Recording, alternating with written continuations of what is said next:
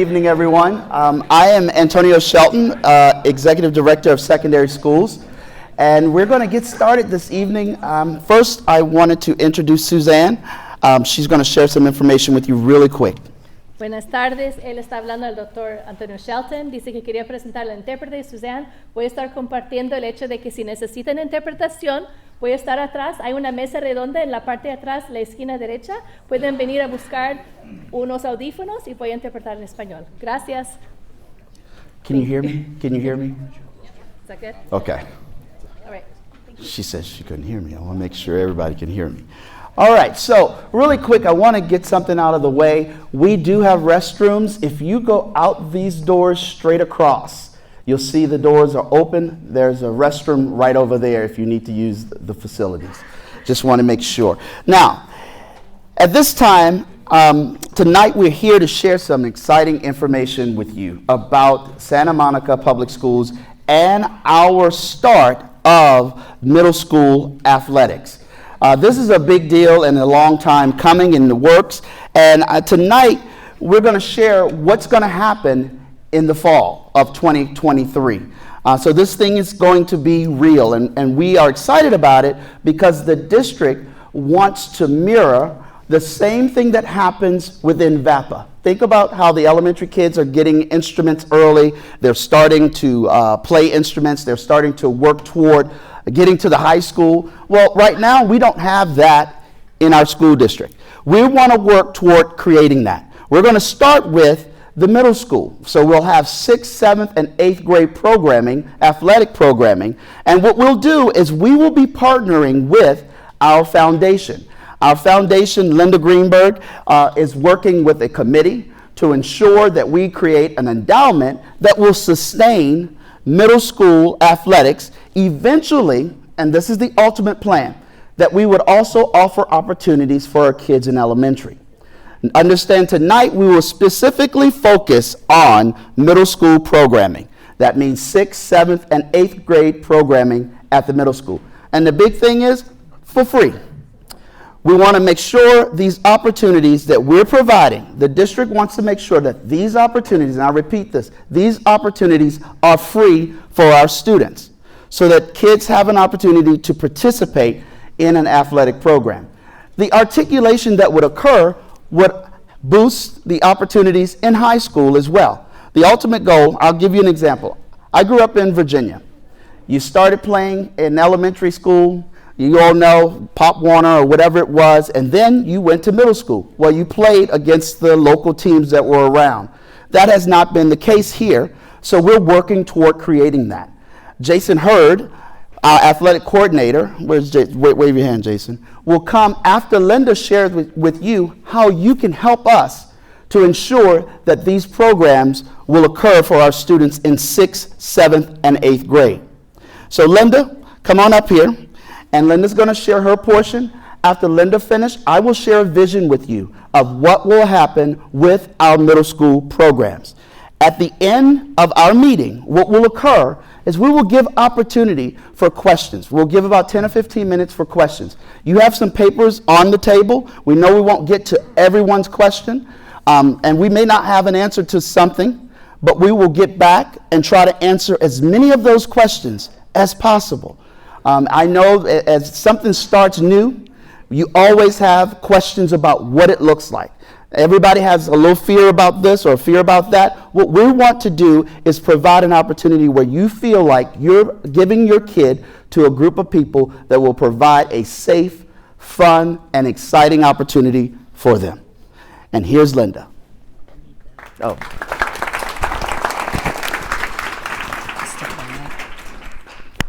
I heard Dr. Shelton say that I'm going to be working with the committee. I'm hoping that all of you are on many of the committees that it's going to take to raise this endowment in the athletic campaign. So let me introduce myself to those of you that don't know me. My name is Linda Greenberg. I was the executive director of the Ed Foundation for 28 years, and I recently stepped down but remained as a part-time employee to be the director of special projects. And the special project, one of them is this. So we have for a very long time been looking forward to doing something with athletics. And to be honest with you, Dr. Drotti was my 7th superintendent, but he was the first one who said, yes, we have to do something. And for those of you that knew him, you know that he was very passionate about athletics. It changed his life, and he wanted that for all of our kids as well.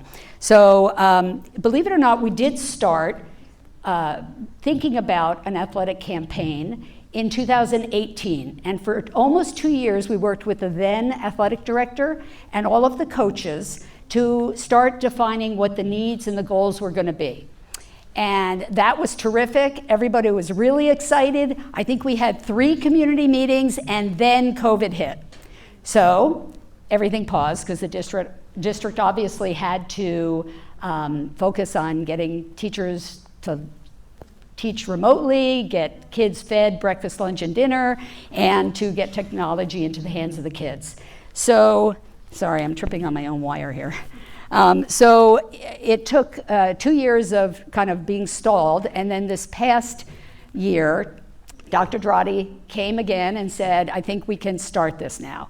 So the board of the Ed Foundation was really excited because this is something they have been wanting to do for a very long time too.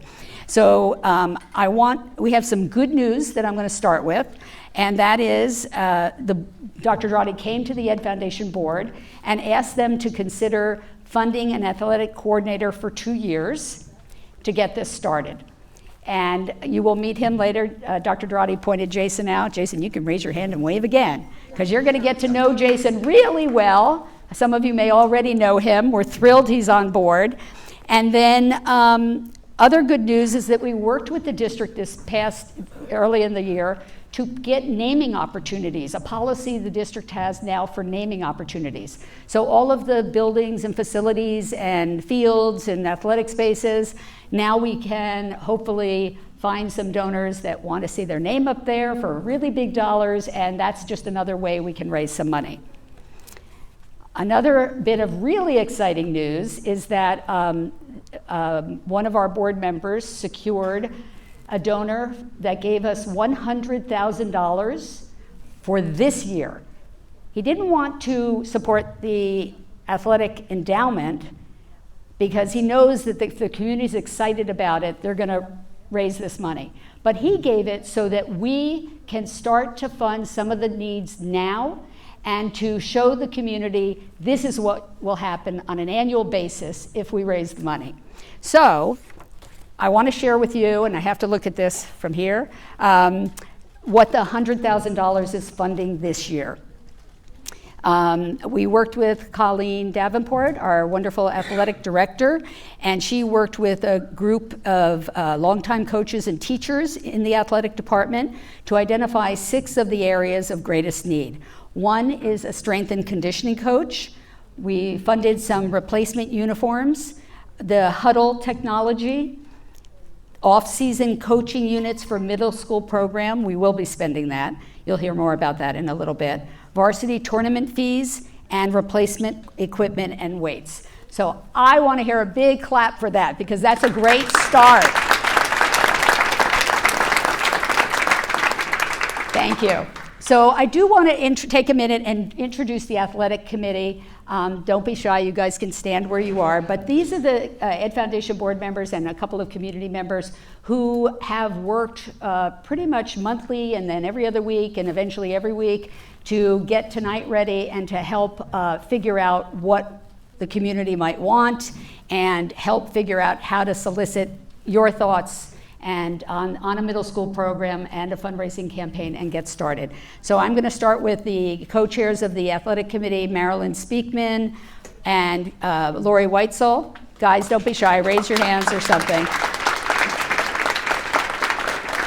I'm sure many of you know Catherine Baxter. She couldn't be here tonight. Elise Bennett, another board member, could not be here tonight. Thea Capicelli.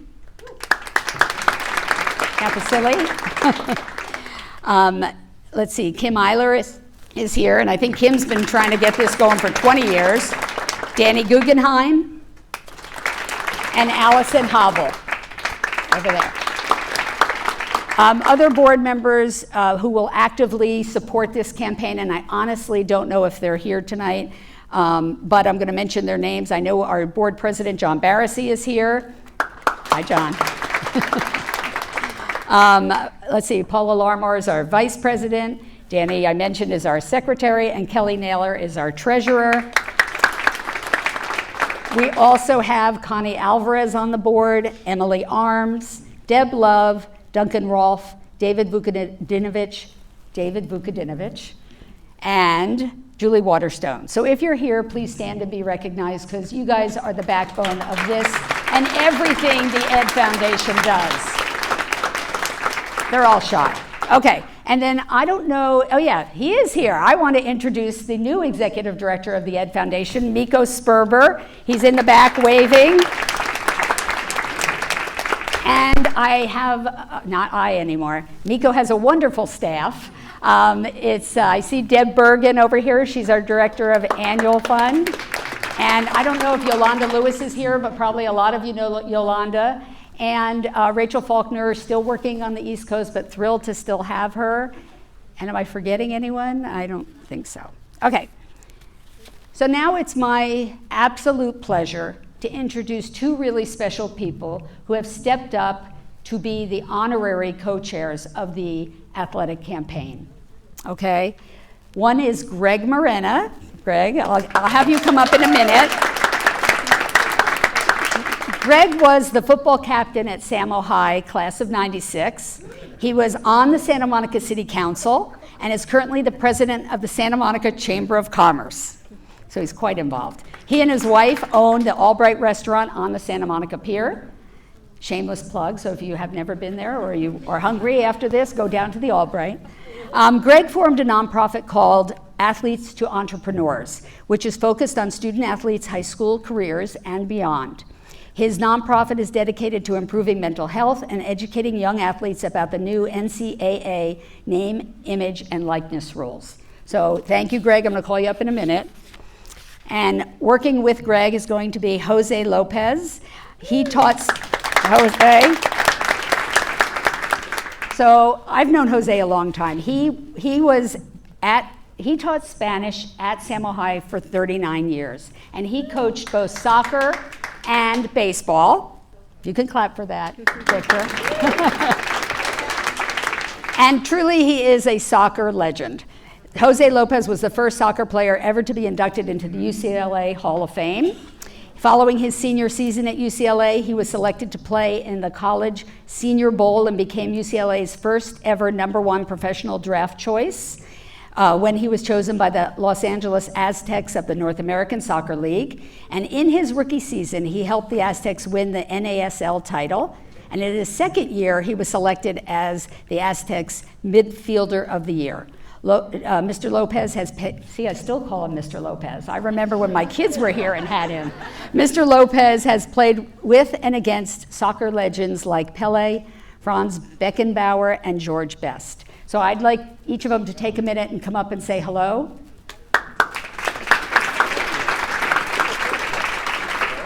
Thank you very much. Watch out. I think you need this. Oh, yeah? Yeah. Hello? Maybe. Just All right. Hey, thanks, everybody, for being here. It's been a long time, me being on this campus. My house, I grew up on the south side of town, and my house was behind the SMC football field. So I grew up, as you can imagine, listening to football in my backyard. And my love for Samo High and, all things, our SMMUSD is bigger than, anything else. My commitment to the city, I've been here for a long time, my entire life, 45 years, and I'm just as excited when I started to be here tonight, especially doing this. When I went to school here, we maybe didn't have all of the resources that we have now, and understanding that we have all of these people who are you people who will help us build this endowment to ultimately fund what should be the best athletic program in Southern California. I'm sure you know from watching your kids, when you go against big schools like Peninsula or you play St. John Bosco and we get absolutely annihilated, that happens because we haven't made the investments into our middle schools. And so the fact that we're starting with our middle schools now and we're going to grow these kids up and we're going to get them into high school trained and stronger and better and faster, that's going to change everything. We'll be able to attract people to play sports in our city, in our school, and God willing, if we do all the right things, people will stay in our city and continue to give back. And your kid will be up here chairing some committee, helping the next round of kids. So Mr. Lopez was my teacher. To give you some idea, he was coaching soccer and I was playing football. And so we were butting heads back in the day, and he used to run me off the field back in the day. So I'm going to run off the mic and give it to him. And thank you for coming and doing this with me, Mr. Lopez. Do I need this? Yeah. It's going to the video. Oh, okay.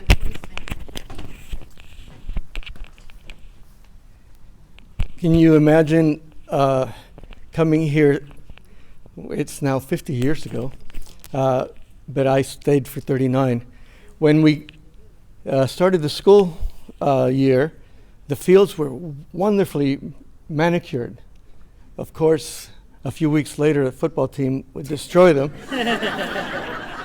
And then soccer would come into nothing but dirt and mud.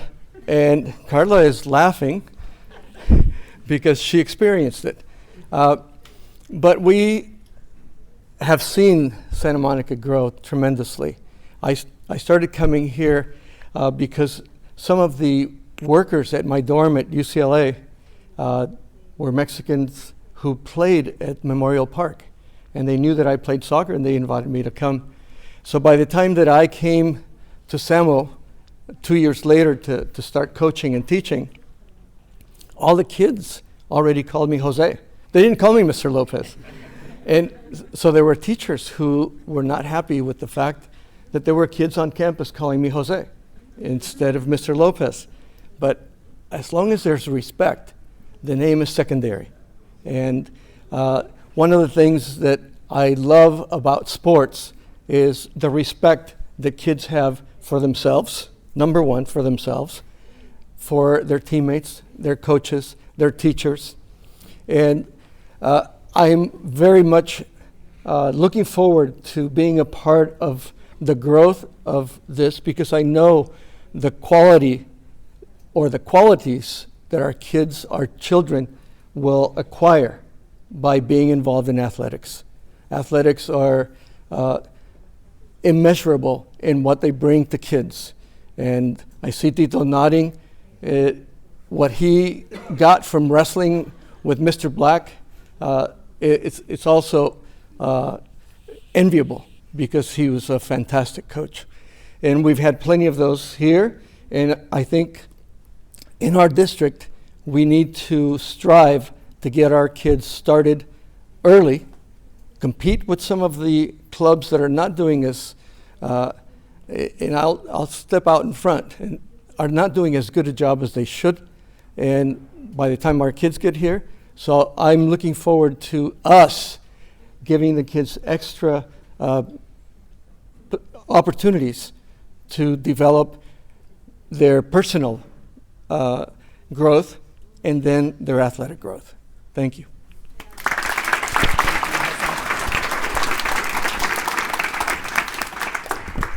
Next slide.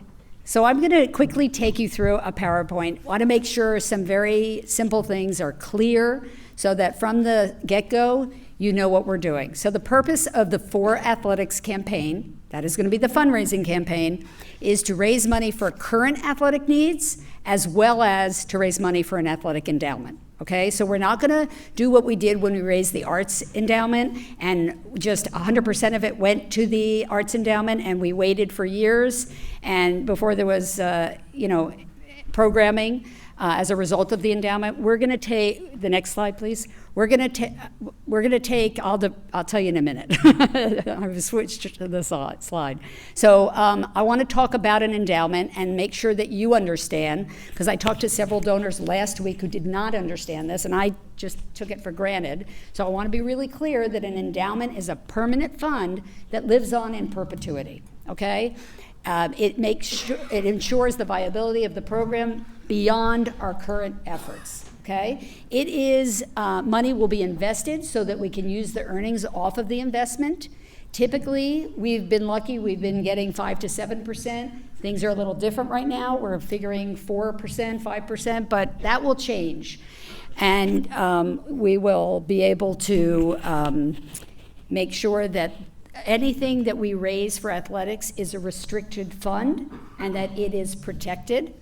And lastly, it's professionally managed by an investment management firm that is overseen by the Ed Foundation's investment committee. Okay, that's what we've done for our academic endowment, that's what we've done for our arts endowment, and that will be done for our athletic endowment. Next slide, please.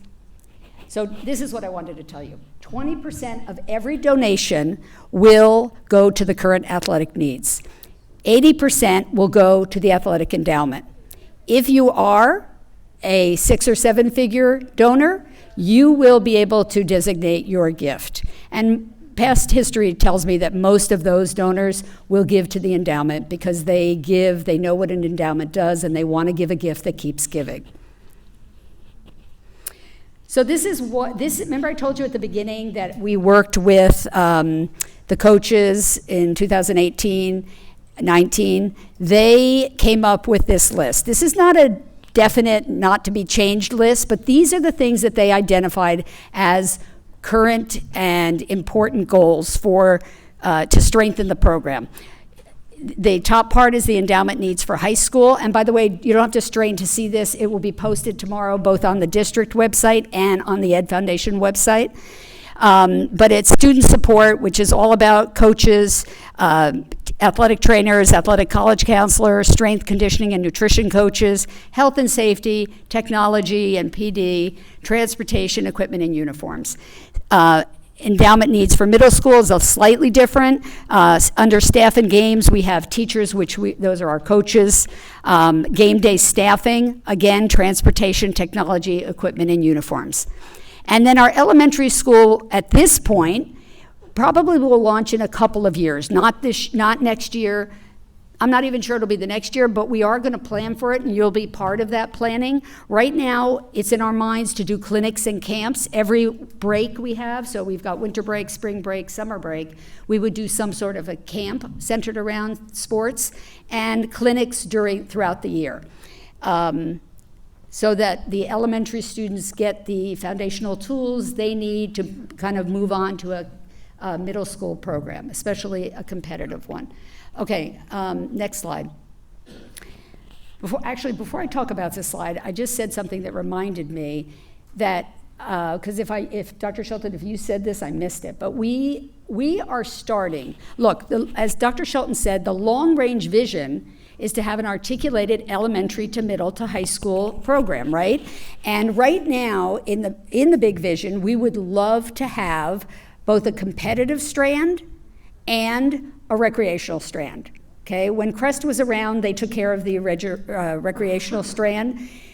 We are gonna start in the middle school with a competitive strand for a couple reasons. Number one, because that will be great for the high school teams, but number two, because we can't start out huge and go small. We have to start out small and go big because we need time to raise the money. So I hope that makes sense to everybody, but that's what we're going to do. So initially, and when you hear about the athletic program, you'll hear more about this. But keep that in mind because I think it's important to know that nothing happens in a day. Rome wasn't built in a day. We need to stick together, grow this program, and make it happen. But keep in mind the big vision because that's the really exciting point, okay? This is how we're going to do this, okay? You've already been introduced to our honorary co-chairs. You've been introduced to the co-chairs of the working committee. Then we have two big boxes up here. The blue category are all the gift categories, okay? I cannot do this by myself. The board of the Ed Foundation cannot do this by ourselves. We need a team of invested volunteers. Okay? Bless you. We need people that are the first box, the blue box, or the gray box, are all of the fundraising committees. We need people that will work to raise money at those levels. And you're going to see on the website tomorrow a link that will give a little description of what each of these committees is, so I don't need to go into it tonight. But I wouldn't say a kickoff event isn't a fundraising committee, because obviously we're going to have some spectacular event that you guys are going to help design and create and get really have fun with. Just like our wine auction supports our annual fund every year, and I see some head nods. That's a pretty fun event, right? Okay, so we're going to come up with something spectacular for athletics, and we will have an annual event that supports athletics.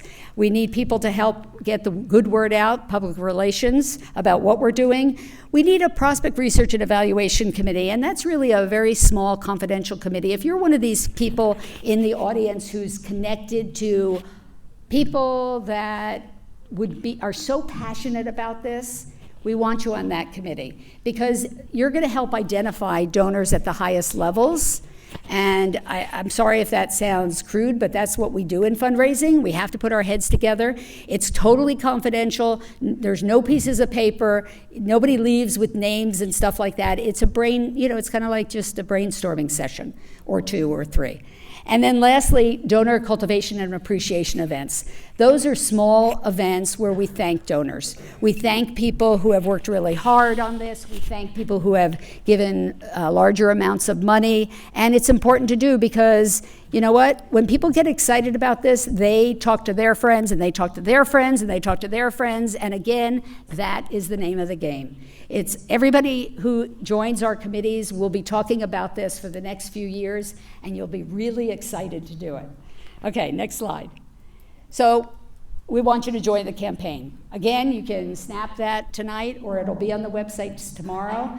But that QR code will take you to the page that I just described, a Google form where you can actually sign up for a committee.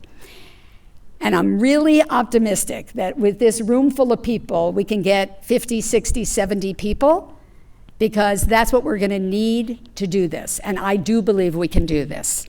Next slide, please.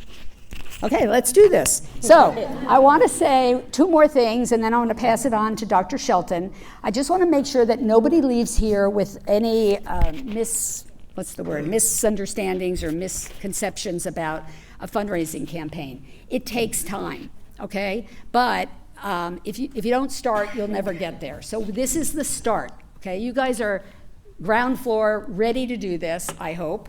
And so while we are raising money for current needs and money for the Athletic Endowment, individual team fundraising needs are going to continue. So if somebody has heard that individual teams don't need to fundraise at this point, that's not true. Okay, you're still going to be on a baseball team and they're going to ask you for money. This is going to grow unfortunately, while you're still doing some fundraising at the individual team level. But eventually the goal is that the endowment will take care of that, and coaches can get back to the job of of coaching, what they're supposed to do. And I want to lastly end with that this is the soft launch of our campaign, okay? The time when we established the committees, we solicit the biggest gifts from donors out in the community and beyond, because we want to raise a lot of money before we go public with this event. Yes, people will be talking about it, and yes, we're excited that you will. That's fine, and you can start donating tomorrow, whatever amount. We will never say no to any donation. We love when people donate. But this is technically not the big public launch of the campaign. This is the soft launch, where we get ready to work together as a team and make it happen. Okay, so thank you for being here tonight. I really mean it. This is so exciting. We have wanted to do this for a long time, and it's actually happening. So thank you. And here's Dr. Shelton. I'll clip this on you.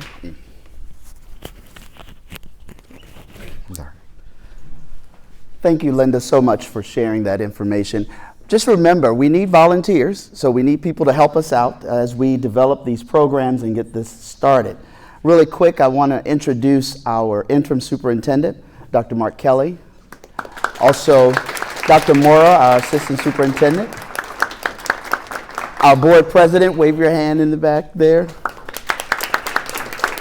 John Keene, Alicia, and Stacy.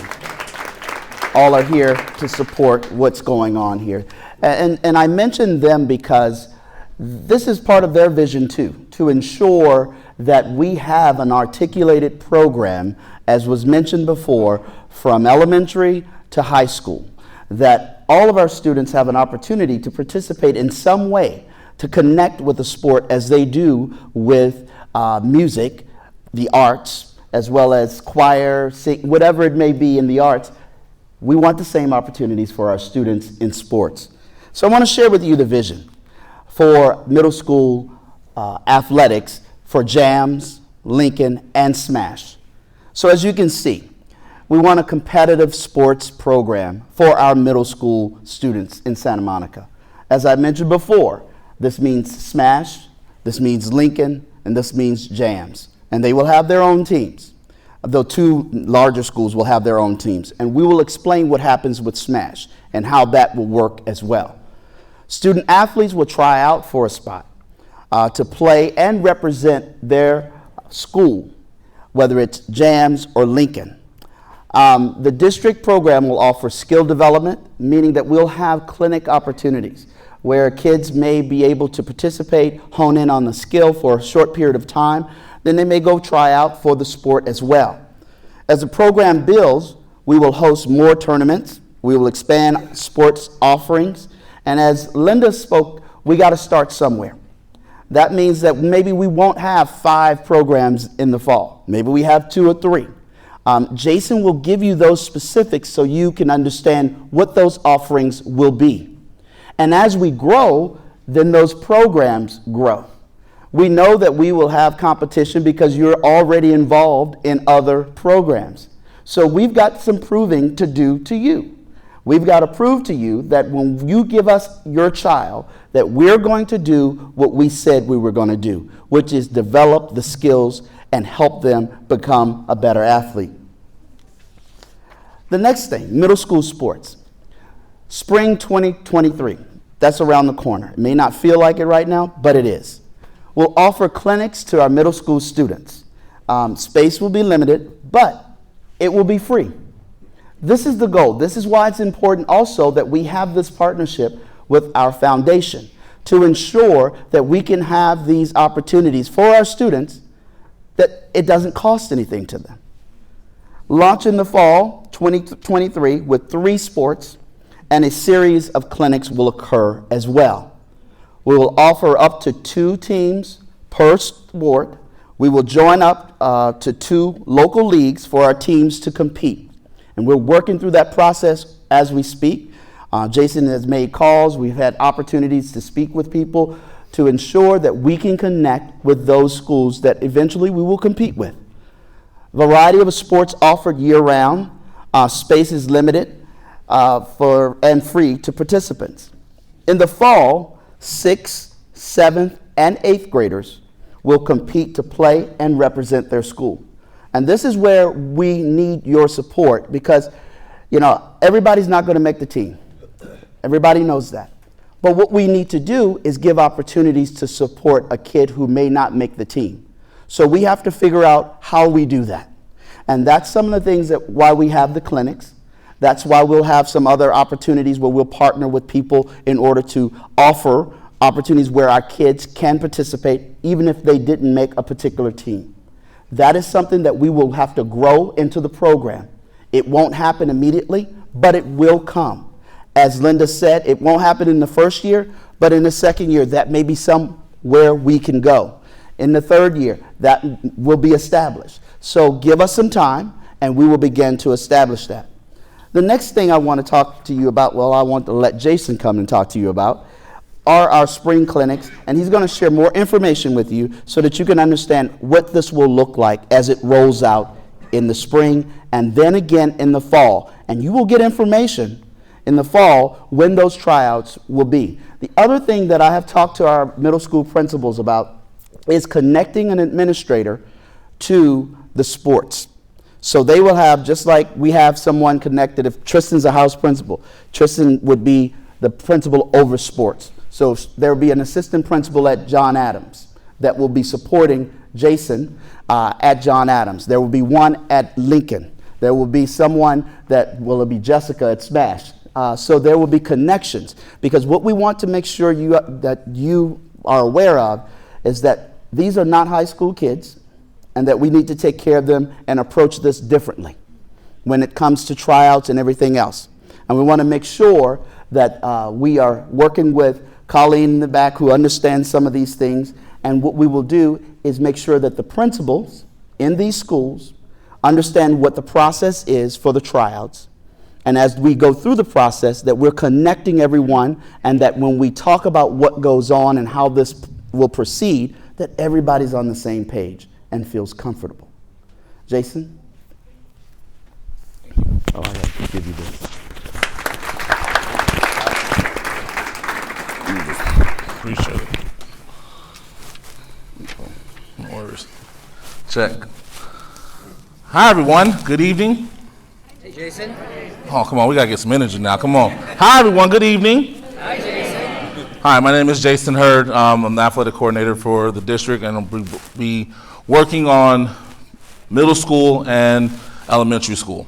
Like Dr. Shelton shared, is that, again, the goal for this is to build a articulate program all the way from elementary up to high school.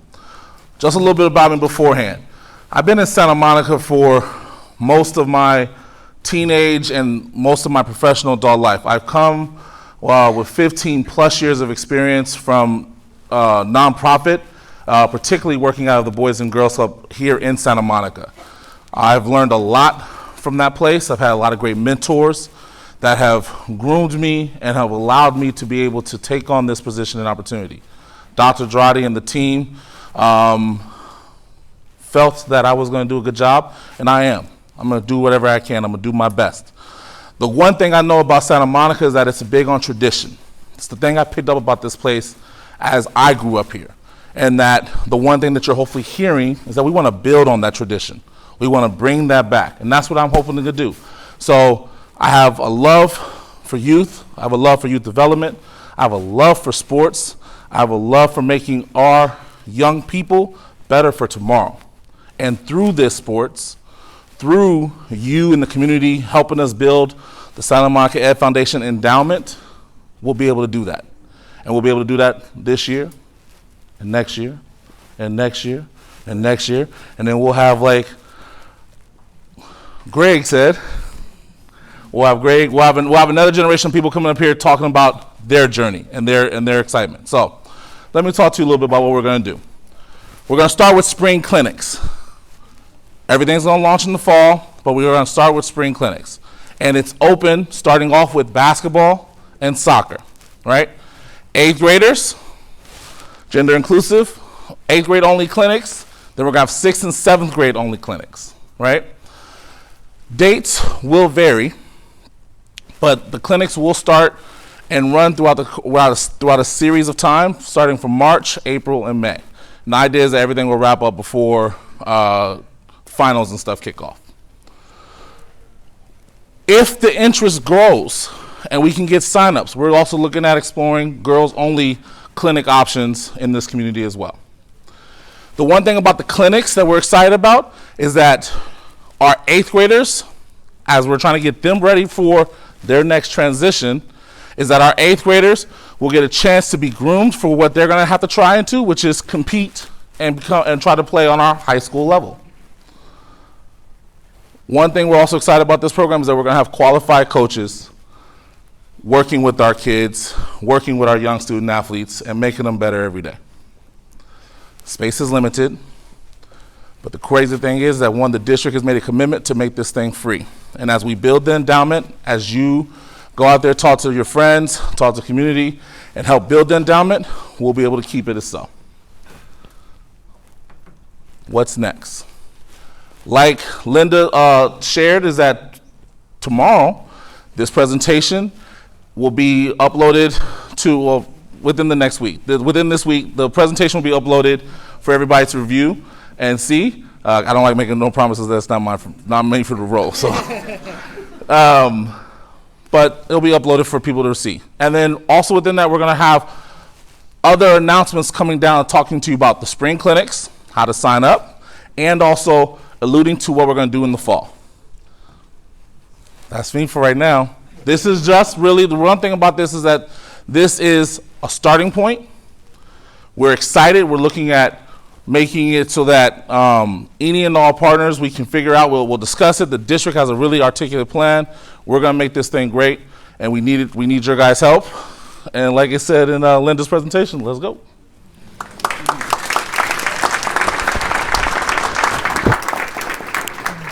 And you can always email me. Thank you. All right, so we are at the point where we answer your questions, but I want to talk real quick about the form. We have, 4 questions on here. If you could fill that out, just leave it on the table. We will get it, and we will try to answer those questions, as many questions as possible. And we'll figure out, Gail, I'm putting you on the spot, we'll figure out a place to put those answers to the questions. Oh, there we go. There's where we'll put the questions, okay? The answers to those questions.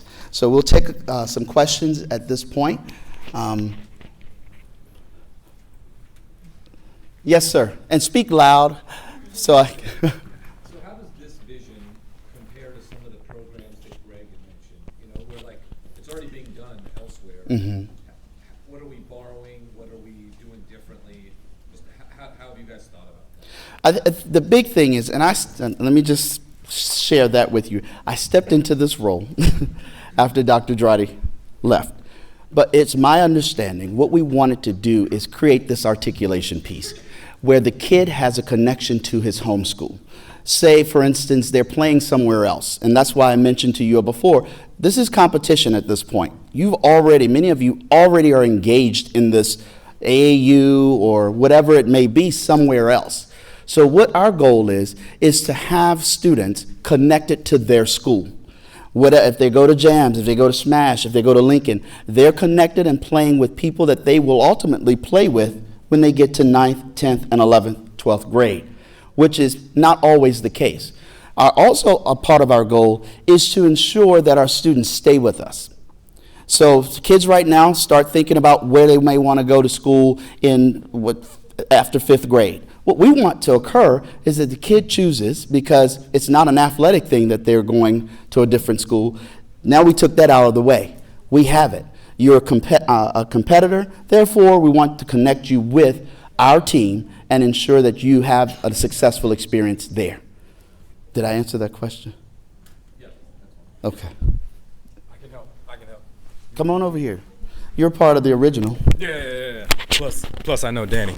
All right, so, right, our kids play baseball, right? And you know what happens after they play baseball at Los Amigos, right, is there's a big gap between what Pony does at Los Amigos and when they end up at Samo High, right? So imagine that gap, and this isn't exactly because we're starting with basketball and soccer, but imagine that gap gets filled in at John Adams, right? And so when your boys are at John Adams, the idea is that the clinics, the sports program, the after school opportunities, they all happen at John Adams, right? And so their skills go from Los Amigos at 8 years old to 13 years old at John Adams to 15-year-old at Samo High. And, I was just, Mr. Lopez was whispering in my ear, we know the programs, right? We know who we played against. I know that we got mopped by Peninsula when we were here, right? That's because Peninsula built this endowment concept 25 years ago, right? We're a little late to the party, but we're a much better city than Palos Verdes, right? Right? So we know we can build it, and we know who to steal from, right? They're right down the road, right? And so we know what they do. We know how to develop those programs, right? And with Jason helping us coordinate, right, the gap between Los Amigos and high school, that concept of the gap being filled in is how we will specifically address those programs. Does that help? Cool. Yeah. Hi. Hi. I wonder, as a girl, teenage girl, Uh-huh. there is a way that you guys can approach to involve the girl, because it's hard for a girl to play soccer with boys. You know, it's a difference, like my Yeah. girl plays soccer, and I know my 13, 14 years old, it will be really hard for her if I say it's gonna be a gender mixed team. I don't think it's going to be gender mixed. He said it depends. Because Let me let the soccer coach talk. Yeah. Yeah. Yeah, only the clinics will be. to my daughter, you need to go to a clinic with other boys. Well, I know that some girls will like that, to go play with the boys. But no, I think it was a misunderstanding, maybe mispresentation of the way the program should run, and it has to be gender separate. Although you can do many things together, as long as it's only based on skills and not on physical contact. I think you can do many things in all sports, whether it's soccer or basketball or softball, baseball. You can do activities with both genders, but obviously not compete with each other, because it just doesn't work, except unless you're Carla Zeitlin. And let's be clear, that all depends on how many kids we have. We can assume a lot of things, but if we don't have your participation, I cannot promise you that we will separate. Do y'all understand what I'm saying? If I only have this number of young ladies coming out and I have this number of young men, I may not be able to separate. So what we need to make sure is that we support these opportunities that are being presented. That's the only way that we have success, is that the kids that we have participate in the opportunities that are free to them at their schools. Can I also add context? Yes. Also, just real quick, just to add context, is that when it comes to clinics are opportunities for skill development, and that's what we're really focusing on within the clinics. As we're focusing on a competitive track, the competitive track is designated where there is girl-specific sports and there's boy-specific sports, and we're aligning everything to what also is tied to the high school and what is also tied to other middle schools, and we're learning and we're practicing, we're pulling from already existing programs, and we're going to make something that, again, is special to Santa Monica and is going to grow and put Santa Monica on the map in time, but we're going to get there. You have a question here? Yes, ma'am. Speak up, speak loudly, so. Yeah, sorry. Okay, so you said that we were going to have qualified coaches, and I wanted to understand what that meant, and that you were also talking to several leagues, and I'd love to know what leagues you're considering for middle school, or consideration will that be fall. Go ahead. With the league, I'll talk about it. So with the leagues, we're targeting two different leagues in the community. One we're targeting is the Fire League, which is it's a well-established league that is prominently for public schools in the LA area and with ties to the Santa Monica region. Another league is called the Delphic League, and the Delphic League is a private school league that we are also we're in discussions of trying to join their process as well. And any other leagues that are also in the area that we can consider for any of the sports that are already offered on the high school level that can be replicated on the middle school level, we're going to consider. One of the scaffolding of this process is that we're going to grow to hopefully make something of our own one day, but we'll get there. I'm going to address that. So for the coaches, we will post those opportunities to see who would want to come and coach with us. Also, if we see some opportunities where we are seeing success in some of our other sports, we will ask, who do you have that we're willing to use to support the lower middle school 6th, 7th, and 8th. But we will have to post a job to offer it out to, just like anything else, go through the process. Dr. Kelly and I and Jason sit down and we talked about what that looks like so that we can get the coaches that we believe will support what we're trying to establish. So we would post these jobs. One more over here, then we have. Yes, ma'am, and then I'll go back there. So I appreciate that this is available to all children. That's wonderful. But on one of the slides, it said, space is limited, space is limited. So how will you determine for this spring and the coming fall for the clinics, how those spaces are allocated? Did you want to address that? We'll go address it now. Okay.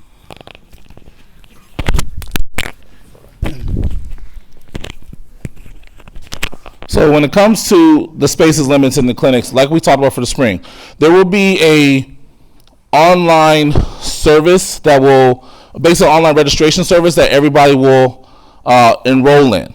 So we're going to do, we'll make sure, we're gonna have an online service. The program is gonna be called Team Snap, right? And what happens is you have to enroll. Space is limited, which means that each clinic that we run, each competitive team we create will have a certain number cap threshold. The one thing is that we're excited about, that we talked about with Dr. Kelly, is that if there's a bigger interest than what we're initially even planning, we're going to figure out ways to make more opportunities. So the one thing we're excited about is, as we're creating these opportunities for our youth, for it to be free, if we see that there's a really large interest for this free program, we're going to go back at the table and find other ways to create more dates, more clinics, more opportunities for all of our students to participate in.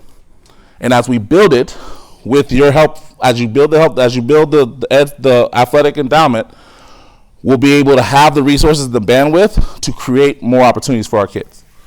Yes, go ahead. Sorry, so does that mean first come, first serve? And do you have any numbers on how many spots are available? It will mean first come, first serve. There will be also a waiting list, but it'll be each individual time you have to enroll and sign up. So it's not a situation where you can sign up on day one and enroll everything and take up all the spots. It'll be, strategically, we're thinking about it's going to be enrolled, like we'll announce a date that they're going to be, the clinic is going to be, registration will open, and then you will enroll according to that. But all those dates and details will come out in the follow-up posting we put on the district website. Go ahead. No, I'm just wondering, so do you have any idea how many spaces you're looking? We do. Right, and I'm also a little confused. So I guess you don't want one family signing up for every clinic while other families can't get into a clinic. Yeah, it's tricky. I just am not getting it, I guess, but. I'm not getting it either. So is there like a survey monkey that could be sent out to everybody so that you can gather some interest beforehand, so you know how many people are gonna want to be in this program and be in these clinics? We could do that, but you got to give a. Can we raise our hand when we want to ask a question for us, please? So first of all, I'm going to get to you. First of all, what we have to do is give us an opportunity to post this, to see how this works, because what we need is you to participate. There's not a guarantee that everybody will participate. So once we start this process and we see what's going on and how this works, so what I'm asking you is to give an opportunity for the clinic. When he posts the opportunity out there, you all sign up for it. We will review how many kids we have. If we have more kids than we have spaces, then we need to add another week. That's all. So we can figure that out. But the big thing is we have to find coaches to do this as well, to support. And I'm talking about people that understand middle school students, because we don't want someone that's not going to understand middle school students. So that's what our plan is. So give us that opportunity. Let's post the opportunities as far as the clinics that he's going to use or he's going to do, and then sign up. If they're full, we'll post when we can have the next one. Okay? Nikki, and then and right behind with the gray hat on.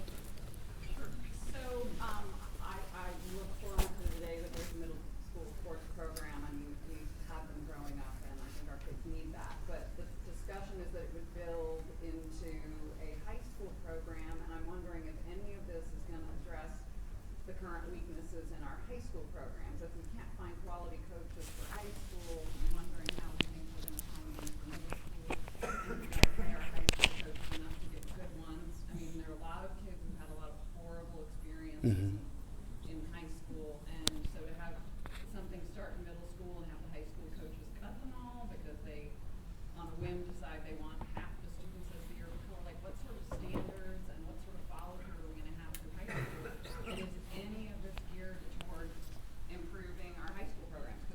it will improve our high school program. We talked about competing at high school, not just junior high, so we're lagging at the high school level. Well, tonight we're talking about the middle school and developing a program for our middle school students. So what we're going to focus on is developing a program for our middle school students. What we are working with are the people that we believe, hopefully we get the candidates, like I told you. I put it out there. We need your help.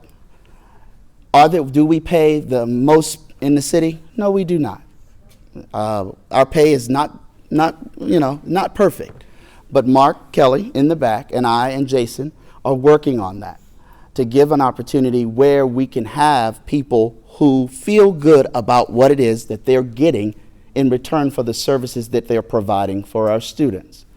So we need an opportunity to do that. As far as coaching, we're going to work on it. I mean, there's a process for everything. As I said, we have to train our coaches. Colleen and I talked about this with Jason about what this looks like for middle school students. A high school coach can't approach things the same way with the middle school student. So we have to have those conversations. This is what our expectations are. This is what we want you to do. This is how, and as I mentioned before, the connection to the principals at these individual schools. So when we do, because when you're cutting, and there's no other nice word to say about it, when you have a competitive program, not everybody's going to make the team. So how do we go about approaching that? We will work with all of those coaches to go through a process that will allow us to do this in a manner in which the kid feels respected, the student feels like, okay, I can get another opportunity. Maybe it's not in 6th grade, but it could be in 7th grade, to grow the kids, because we want the student to stay with us. We want the student to feel like they're connected to Santa Monica and not to another school. And that's how you grow your programs, where the kids feel like they are being successful and they feel connected to what's going on. And they have established pride in their schools. In the gray hat. In the gray hat.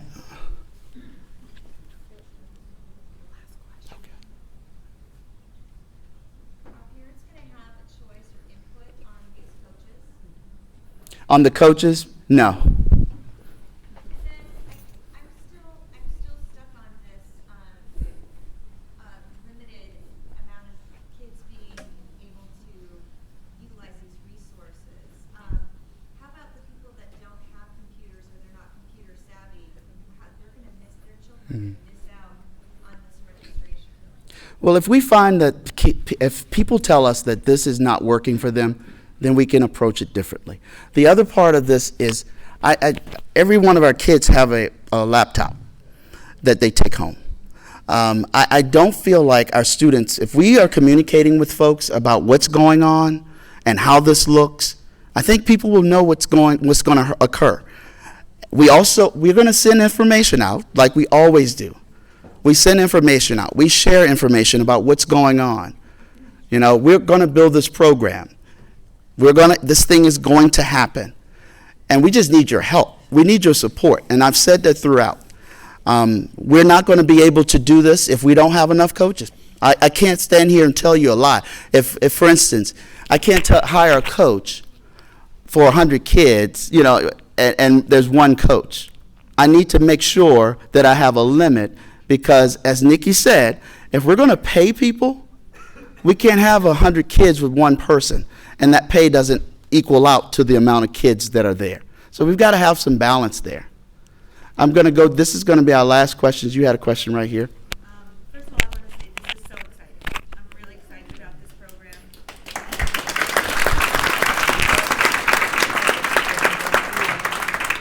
What are the sports that you're planning to start with in the fall? Yeah.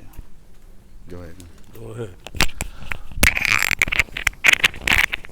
So, in the fall, we're going to be tying it to the middle school sports that are currently running. So we're going to be doing football, cross country, and girls volleyball. Then we will also offer a series of different clinics in various different sports. Some of them being, it's the clinics that will be the opportunities for our kids, for our student athletes, to continue to develop if they don't make one of the teams for their respective schools. So the idea is that even though The district has done a great job making sure that, one, we're trying to find a way to capture as many of our student athletes as possible, create this love and create this interest and build it. And each quarter, 3 quarters, fall, winter, spring, we will have a series of different sports and a series of different clinics that will, if they don't make the competitive team, they can still continue their development. And they can come and they can continue the development and then try it again, like Dr. Shelton said, the next year. And then if they don't make it a year, there's supports around through the middle school, through the coaching that we do, through what we're expecting of our coaches, that will help that student feel supported and feel like, I don't lose a love of sport. I don't lose a love. We want to make sure that no kid leaves the program feeling like sports and education don't blend. When what we're trying to do with this program is make them a love and matrimony. Is it football tackle or Flag for right now. The other thing, remember that there will be 2, so if there's girls volleyball, there will be 2 teams. Am I correct, Jason? Yes. Yes. Quick question, it's all after school, so it won't impact the school day? Yes, it's after school. It'll be after school. And we've been working with Brian Park to create a calendar because we have to recognize that we're sharing spaces with the city as well. So we've got to we're working through that to ensure that the kids don't have to go anywhere. Because oftentimes that's the biggest struggle for a kid who can't afford to go and play AAU or can't afford to travel. So those kids will be at their school. And what Jason is trying to do is most of our competition would also be at their school. That's the goal because those, I might as well say it, that's part of what these leagues want you to do because everybody has space issues in the city. So what goes on is if you can be a part of a league where you can offer up space, they want you to be a part of that league. And so that cuts out that transportation issue that would come up of moving kids around. And it gives an opportunity kid go right from school to the sport. Yes, ma'am. Last question. I know I said that before, but.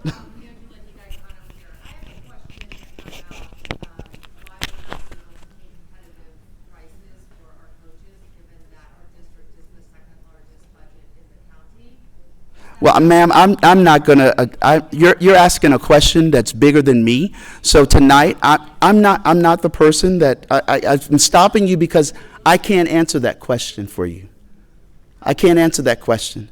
you can't answer if the budget's going to be looked at to pay our coaches competitive prices? That's a negotiated thing. So that I cannot discuss with you because I don't know that. Say it again. Is that something that you can request from the school board to take a look at, given that we have the second largest budget in the county? Of course, but $64 million last year. okay, we're here to discuss the development of a program. And that's what we're going to stay focused on because we're going to celebrate these opportunities so that our kids can get what they need in middle school. And that's the way we're going to go out and have a good day. So look at the website and make sure you sign up for these programs. And let's get our kids out to support the program. The program happens when you send your kid to this opportunity. So help us out. Have a wonderful evening. Please leave those forms on the table so we can collect them. Have a nice day.